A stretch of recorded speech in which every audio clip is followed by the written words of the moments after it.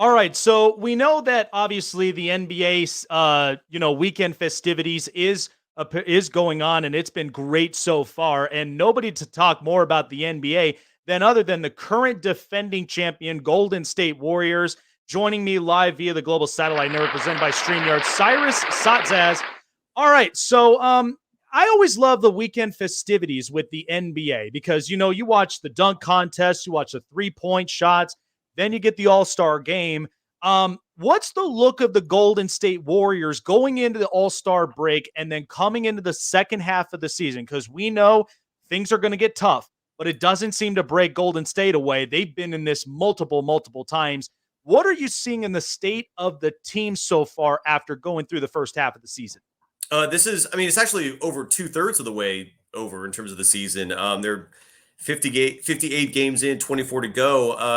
Anyone who says that things are fine is delusional and has no idea what they're talking about. This is a team that, again, at the 58 game mark is 500. Their defense is one of the worst in the NBA. And that's really what the primary difference is between this year and years past, is that the Warriors are an awful defensive team. The why of that, there's a myriad of reasons we can get into, but basically right now, the team's in trouble. I mean, it's like last year, I was one of a very few people who predicted the Warriors were going to win the championship in August. And I was confident in that pick. And I stuck with it the whole year. Even when they were down 2-1 against the Celtics, I was apparently a calming voice for the masses when I was, hosting daily shows with Locked On Warriors. I don't have that confidence this year. And a huge reason for that, again, is they have a lack of size, they have a lack of depth, and they just haven't come together to play meaningful defense. And if you're not going to play defense, you're not going to win this league, plain and simple. Yeah, and so in knowing Golden State, their DNA, they've always been known for being the best shooters in the league. I mean, Steph Curry, Klay Thompson, and so many of the young core prospects that have really stepped up. I mean, we watched last year Jordan Poole come in the playoffs in big crucial situations, and he played great. We even seen a little bit of James Wiseman. He came in, made some stops, made a little bit of some stuff to make his presence known. So last year, let's go back to that because the fact of this team's got an awful lot of experience. And I think that's crucial for any team who's been here for the last few years. This year looks a little different. So last year, when you mentioned that, the calming of the storm, this team's got all the experience. Did you kind of feel like that there was at some point they're losing a little of a step, even though they go on, they win the championship? When did you spot that in this group? Well, then I spot what? Regression? What do you mean exactly? Yeah, a little of like a regression. Like this was the point that they'll win the championship, but they got to start making some moves at some point during the future. I don't think they're at that point yet. I mean, if you look at the net rating, for example, and what net rating implies is basically how many points you're scoring versus your opponent per 100 possessions, right? Yeah. So the Warriors starting five is like far and away the best in the NBA when it comes to net rating. They outscored their opponents, that starting five, by 21.9 points per 100 possessions. To put it in perspective, who's second on that list is the Nuggets. I don't know if it's starting five, but it's Caldwell Pope, it's Jamal Murray, it's Aaron Gordon, it's Michael Porter Jr. and Nikola Jokic. They're second highest, and they're at 16.6. So the Warriors are 5.3 points ahead of the Nuggets in terms of net rating. Their starting five is fine. It's easily the best in the NBA.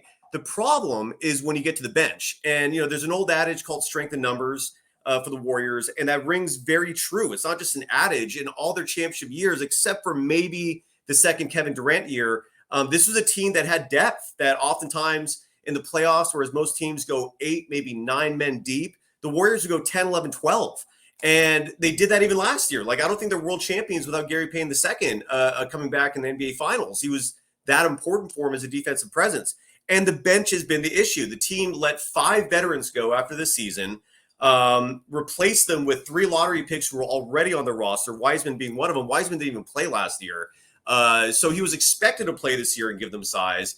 But then they signed Dante DiVincenzo, who is awesome. He's been fine.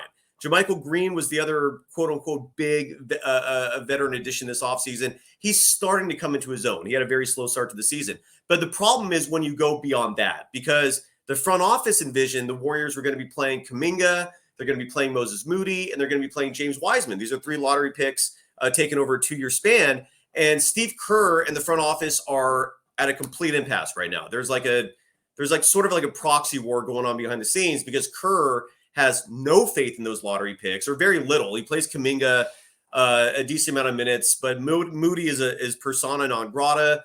Wiseman was persona non grata. They traded him.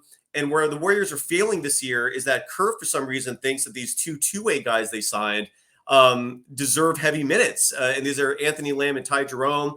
Anthony Lamb is playing 20 minutes per game. Ty Jerome is playing 17 minutes per game. And they are not contributing to success. They are two-way players. There's a reason why they don't have guaranteed deals in the NBA. And the way things are going, these two are also not going to be eligible for the postseason unless the Warriors offer at least one of them a guaranteed deal. They do have one open roster spot right now. But the point is, their starting 5 is fine.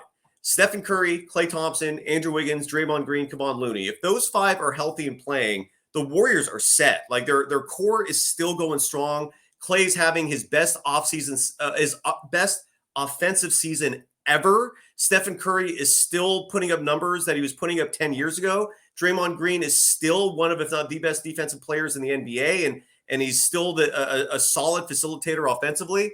In fact, his 3-point shooting is at 33.3% this year, which for him is almost a career high, but it's right at that Mendoza line of where he wanted to be for success. So the starting 5 is fine. It's just when you go to the bench, there is a massive drop off. And this is where, again, the front office thought the lottery picks, Kuminga, Moody, and Wiseman, were ready to step in and start playing. Steve Kerr did not agree with that notion. And Steve Kerr is the head coach, and he decides the rotations, he decides the minutes. And for some reason, he's stubbornly, and in my opinion, ignorantly relying on these two-way players who are not resulting in success, as evident by the fact that the team has a 500 record, 58 games in, as evident by the fact that in terms of scoring defense, they're 27th out of 30 teams, giving up 118.5 points per game.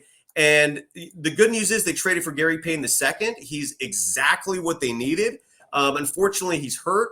So we'll see what happens until then. But if the Warriors don't get somebody in the buyout market, I'm not feeling good about this team's repeat chances. Right now, there's names out there. But again, it's just a weird thing going on this year with Steve Kerr in terms of who he wants to play, who he's comfortable playing.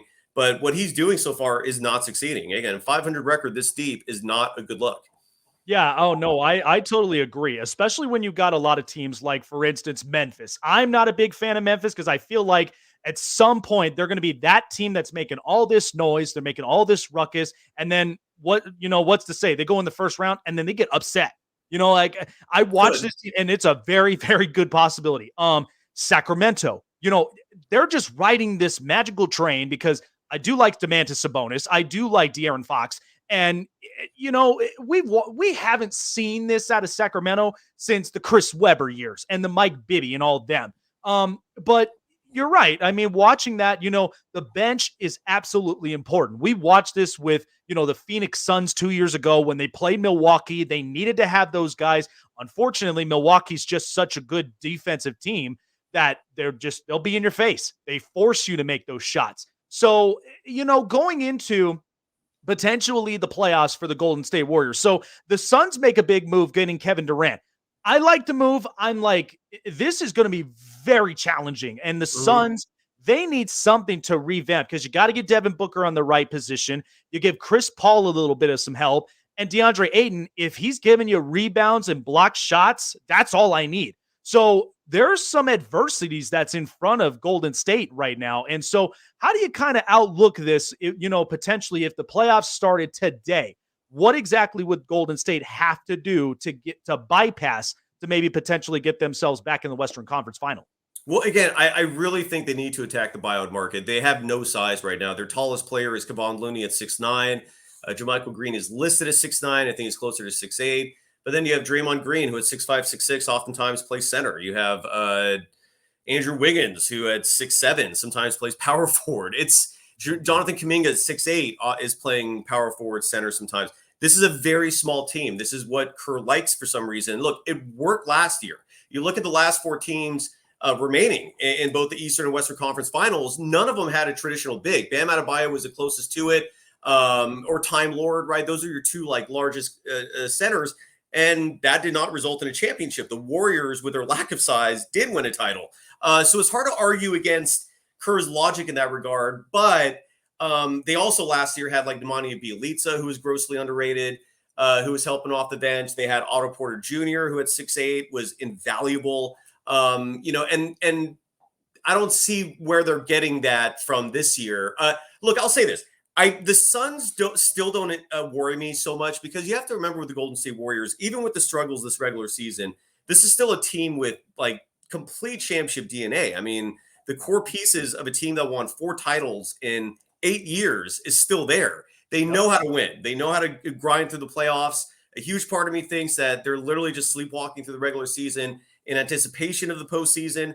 But at the same time, this does reflect reality in some regards, given us a 58-game sample size. With that said, the Suns still lack a lot of depth.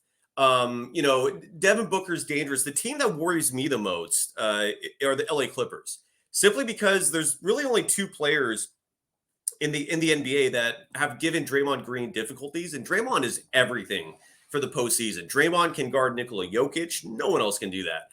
Draymond can defend anyone. It's one of his powers, I guess you could say, is he's like a Swiss Army knife. But they're the 2 players that give him problems the most. One is Joel Embiid. Fortunately, if you play him, it's not until the NBA Finals. The other one is Kawhi Leonard. And unfortunately, he's in the Western Conference. He looks healthy this year. The Clippers are deep. The Clippers are well coached. The Clippers have a great combination of veterans and some athleticism and youth helping them out as well. The Clippers, to me, are the biggest threat to the Warriors. Because again, they have a veteran makeup. They have players who similarly have championship experience. And Kawhi scares me. So if I had to pick one team, even though the Suns made those moves, the Warriors can still match up with them defensively very well. They have someone to defend everyone on that team. I don't know if you could say the same thing about the Clippers. So I would say the Clippers are probably the team that worries me the most, but that's just me. Yeah, that's interesting because, especially, even outside of Kawhi Leonard, you got Paul George, who's willing to be a threat on the wing. The other part is, too, they just got themselves Russell Westbrook, who, he can't shoot, but he'll give you athleticism. He'll give you minutes on the board. And so I like the fact that they've got somebody that can attack the rim and be right in your face. The other part is, too, I think we're kind of sold out on John Wall now, because he's just kind of fragile. He's not on the team anymore, so it doesn't matter. So it's like, that's why I'm like, I wasn't even sold on him to begin with the season. So now with him back in Houston, I'm like, okay, the Clippers now got to find themselves to where they can make Kawhi work. So, looking at that, I even look at the Dallas Mavericks. They went and got Kyrie Irving. But here's the problem. You'll have shooters, but if you ain't got size and you ain't got defense, that's what they lack. Yeah. And I said this earlier. I thought if they don't make a move in the offseason, which I anticipate, I think Anthony Davis works in Dallas. I just kind of see it a little bit to where, listen, he doesn't need to be a Superman. All I need is stops. All I need is rebounds and maybe some second chance shots, but that's it. Leave the shooting to Luka and to Kyrie if Kyrie works.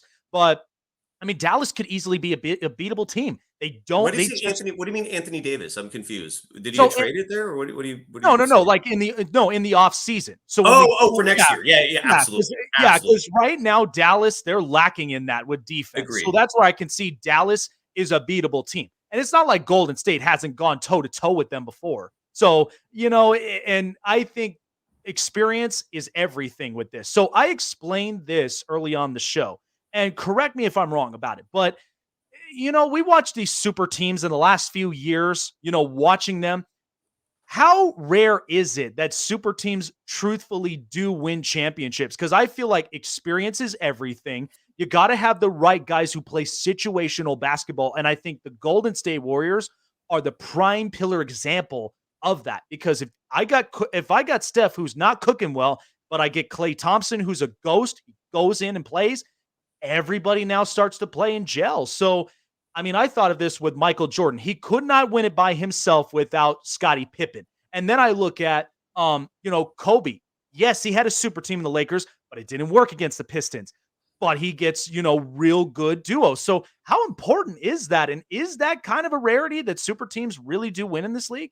Yes, but the main reason, I think, the variable that I don't know if you said this or not, but the variable that to me is vitally important, and it's what's been giving the Warriors, or at least helping the Warriors in terms of their success, is chemistry.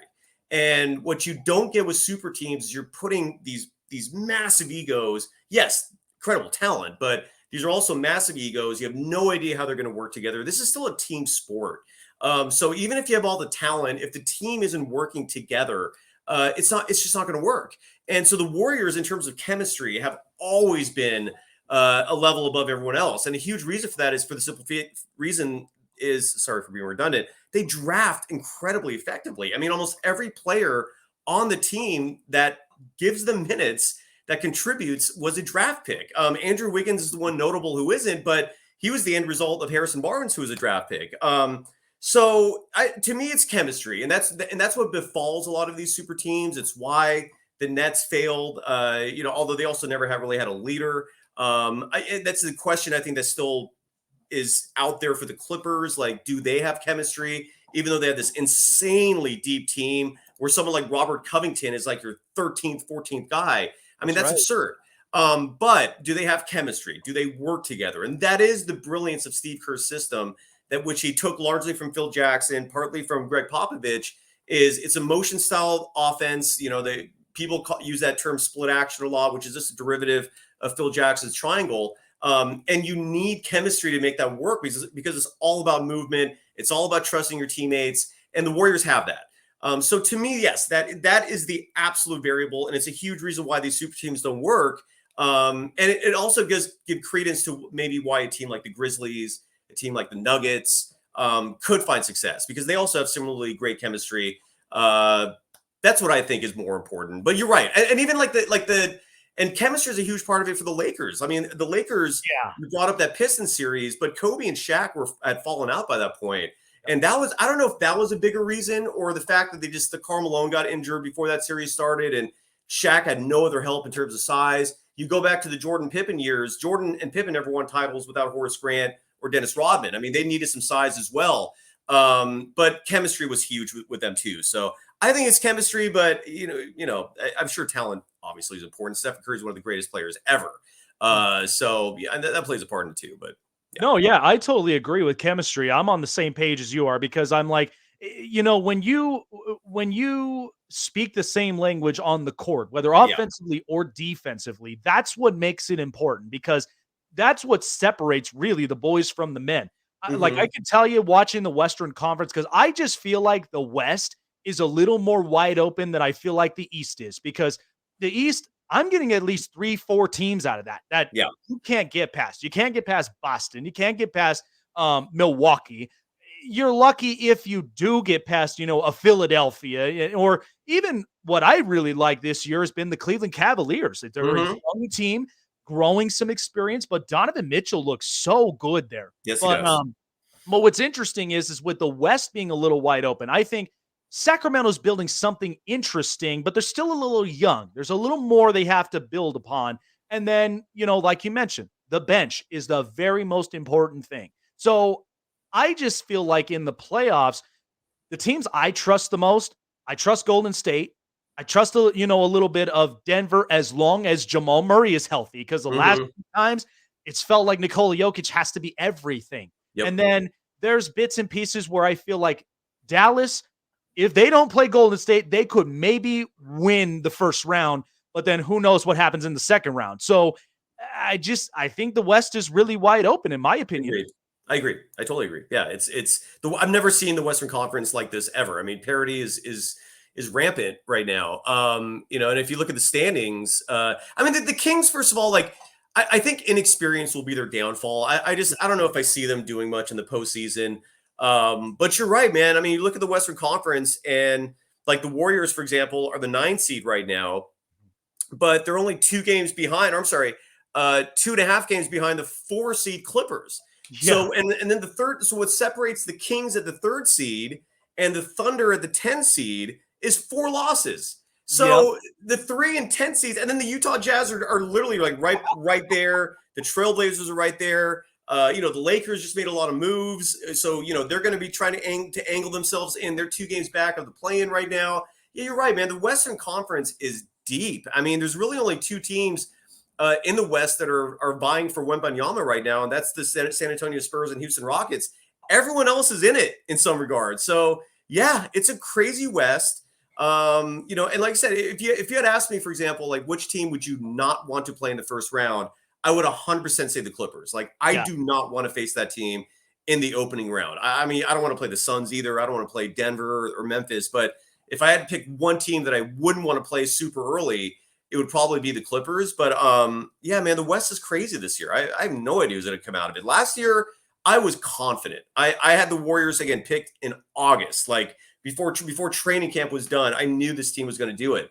Yep. This year, I still think they're the favorites in the West, but the Celtics are deep, the Bucks are deep, and again, like Philly's a wild card. Like if Philly gets into the NBA Finals, like they play the Warriors really good. Like I would not want to play the 76ers in all honesty, but it's crazy. Yeah, and then you even got the Miami Heat. Like you can't rule out the Heat. I mean, even though the Heat are just 5 games above 500 right now, like they've got that DNA where they can make a run like the Warriors once the playoffs start. So it's Mhm. going to be wild. I'm excited for the playoffs. That's for sure. Yeah. Yeah, and and it is interesting too because I feel like, ideally as, a team that goes into the playoffs, these are my expectations. I've got about maybe close to 5 of them. Is give me minutes, one, because ultimately you want to have your players healthy. You want them there up on the court.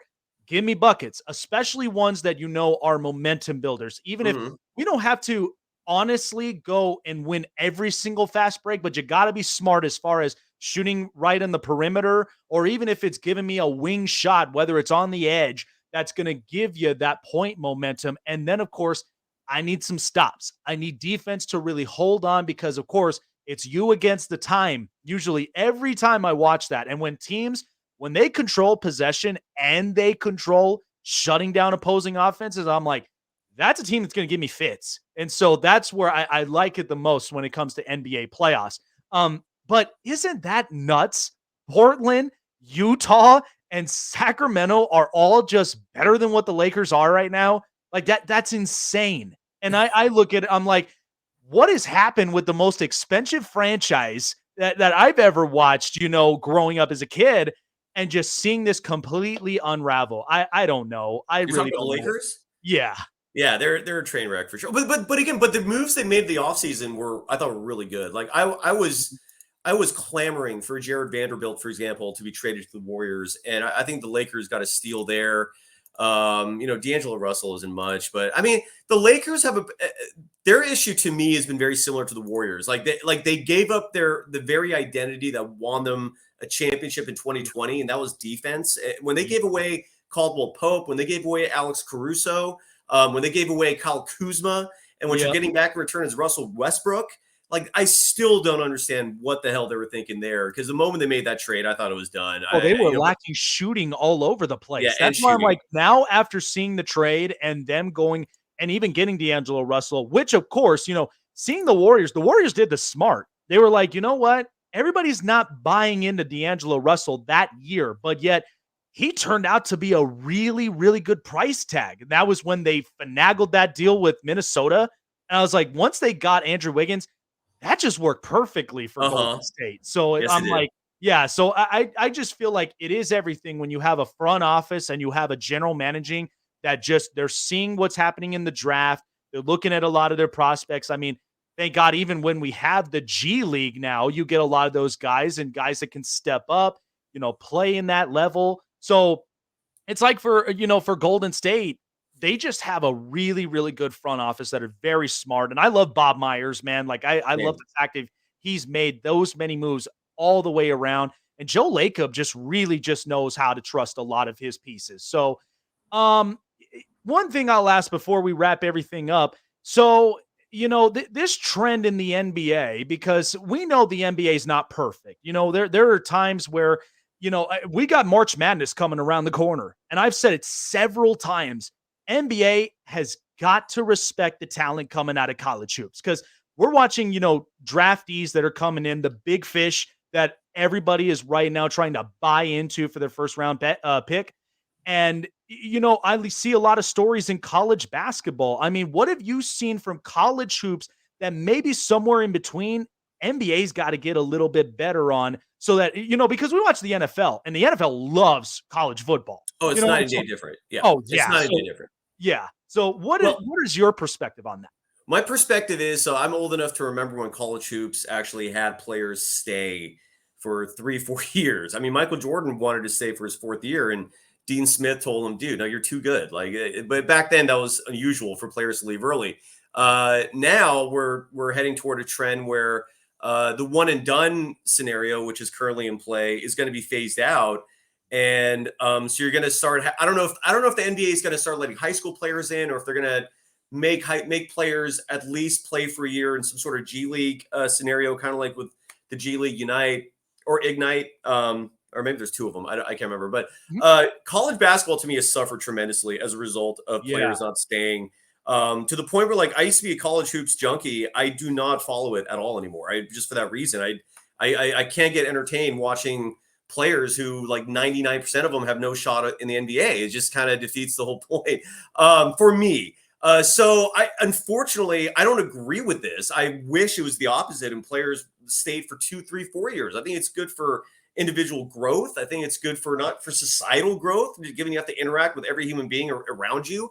But unfortunately, money talks, and I do like the NILs for the simple reason that it's incentivizing players to stay. Mm. So I would like to see that grow more, so we could see some of these athletes stick around in college for a little while longer. But unfortunately, the way this is going, it looks like college basketball is just not going to have this strong connection with the NBA for the simple reason that all the most talented players are skipping it, or they're going to skip it. And I think it sucks, but that's unfortunately the trend I'm seeing. Oh yeah, I mean, and I've always loved watching the stories in college basketball. I Yes, mean, yes, I've always said, when is it that Gonzaga is going to win a title at some point? Because every year they get that close, and then they just come up short. And so, and I love all those stories because a lot of these kids. I mean, think about it this way: Golden State. What did Steph Curry do? He didn't just take the first year and was like, "I'm going to NBA." He said, "No, I want to get some more experience." Stayed at Davidson, got so much better in his game. Now look at him now. He's smart enough to where he knows, situational play, yeah, winning titles on top of it, and he's great to play with. That's why even for guys like Klay Thompson and Draymond Green, Draymond in Michigan State, I mean, this kid, he was a low draft pick, but he worked. He yeah, worked in this team, and so little stories like this here and there is something that I think I agree with you. I love the NIL thing, but a lot of people are just kind of like, well, this ain't fair for college. I'm like, come on, get on the train, get on the wagon. This is what a lot of these kids do need because it helps the programs, it helps boost up their confidences, and then they can go in. It's like you're not just going to be coming out of high school, going into society, and then just basically say, well, I know how to pay my bills and my rent. I know how to do, you're going to get so overwhelmed. That's why college is there. You're yeah, there to learn it. You're there to learn life, skill trades, a lot of that stuff to be successful human beings, because it's tough out there. yeah. But this is why I'm like, they need to make that adjustment. And hopefully the NIL, they're going to build upon that. And these kids, they're going to come out as well-groomed gentlemen that'll be, ready to play day in, day out in the NBA. So, No, you're right. And yeah. that's been the war. And to be honest, until recently, that's always been the Warriors' strategy when it comes to Mhm. draft picks. You mentioned Stephen Curry, he was a junior out of Davidson. Klay Thompson was a junior out of Washington State. Yep. Draymond Green was a senior out of Michigan State. Harrison Barnes was the riskiest, but he was still a sophomore coming out of North Carolina. And you go down the list. Until recently, that was their strategy when it comes to draft picks. And then the last 3 years, and I do think this is where the divide kind of started, is when they picked James Wiseman, when they picked Jonathan Kuminga, even Moses Moody, who grew up playing in AAU systems. He only played 1 year at Arkansas before he entered the draft. So that's been like the difference recently in terms of the direction the team's going. But at the same time, it's almost like, do they have options? Like, are there players out there? I mean, the Warriors desperately, and 2 years ago when they drafted Moses Moody, they really wanted Chris Duarte instead.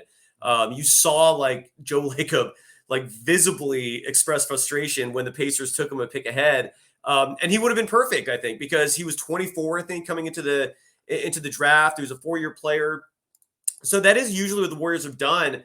But with these 3 recent picks, they were all very inexperienced. Even Patrick Walton Jr. only played a year, although his dad was his coach, and he has strong pedigree. But yeah, it's changed. Like and I don't know if that's just because the options are more limited now.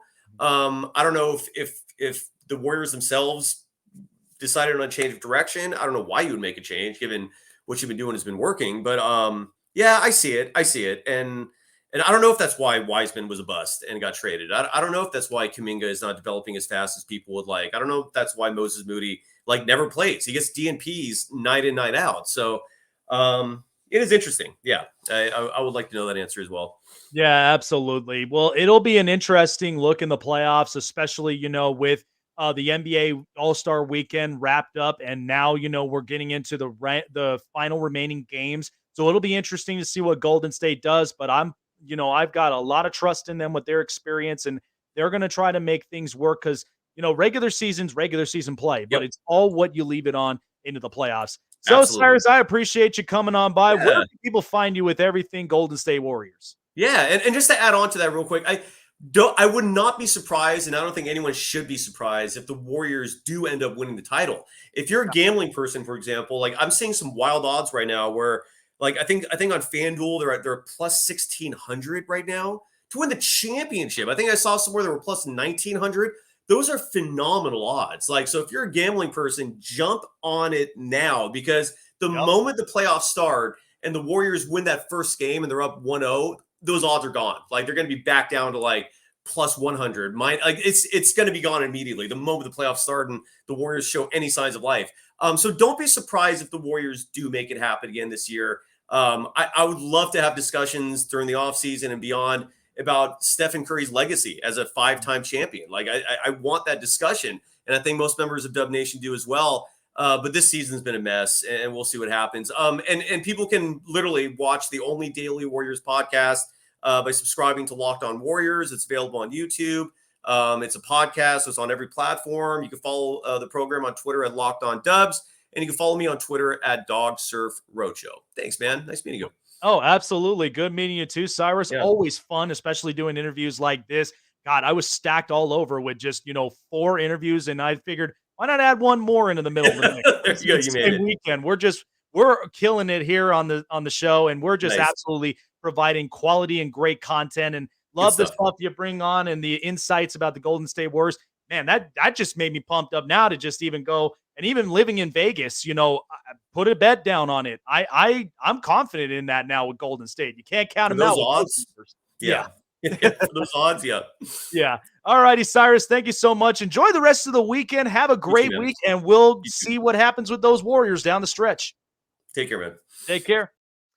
All right. Well, there you go. Cyrus Saatsaz, really, really good guy. And honestly, there's a lot you could literally love about the Golden State Warriors. I love the fact that they just have a lot of experience. That's what's going to be everything. Sacramento's just too young, but they're talented, but they're too young. They got some experience that they have to do. So, and the same thing I would say for the Phoenix Suns and even for the Memphis Grizzlies. I mean, they were there last year. They were there before, but awful lot of changes. But the West is wide open. But I trust Golden State. I kind of trust a little bit of the Clippers. And as long as Jamal Murray is healthy, Denver will be better. And then there's the rest of all the other teams outside looking in. So I'm excited to see what this will look like for the NBA season. But, playoffs, anything could happen at this point.